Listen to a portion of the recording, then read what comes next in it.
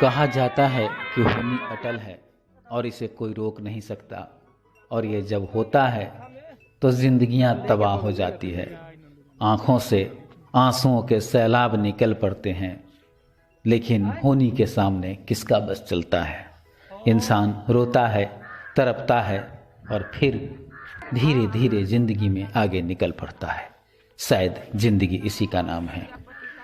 आज रक्षाबंधन के दिन, इस पवित्र पर्व के दिन, भाई बहन के अटूट प्रेम संबंध के बीच, पवित्र प्रेम संबंधों के बीच में एक ऐसी दुखद घटना घटी है जो मर्माहत करती है, आंखों को टपकने के लिए मजबूर करती है।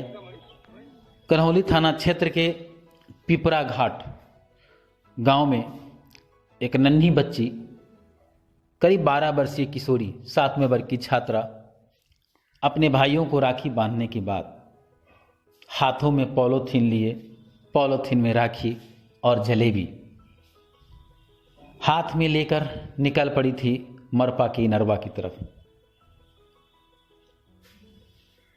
अपने भाई को राखी बांध करके मुंह मीठा करना चाह रही थी। मासूम नीता उमेश महतो की बेटी है और जयनगर के कस्तूरबा विद्यालय में 7वां वर्ग में पढ़ती है। लेकिन शायद भाग्य को कुछ और मंजूर था, किस्मत कोई और खेल खेलने वाला था। वो अपनी 2 बहनों के साथ निकली थी। रास्ते में मरपा के पहले एक गड्ढा था जहां लखनदेई नदी का पानी टिका करता है, जहां बारिश के पानी से गहरा गड्ढा हो गया है। अचानक किसी कार्यवश वह उस गड्ढे की तरफ बढ़ती है और फिर वह लौट कर नहीं आती है। पता चलता है कि नीता सदा के लिए सो गई है। लोग दौड़ते हैं उसे बचाने के लिए, लेकिन नीता तो सो चुकी थी।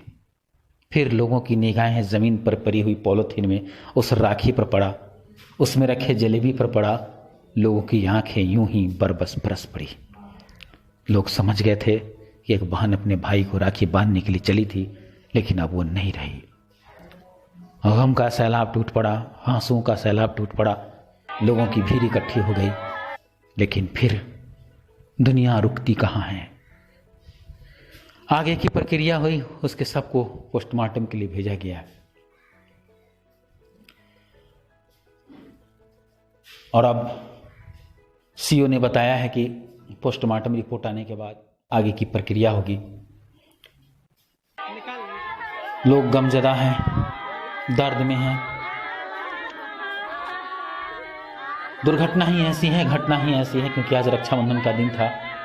कहते हैं कि इस रक्षाबंधन के दिन जब गाना बजता है, हम बहनों के लिए मेरे भैया, आता है एक दिन साल में, आंखें बरबस आंसू बहाने पर मजबूर होती है।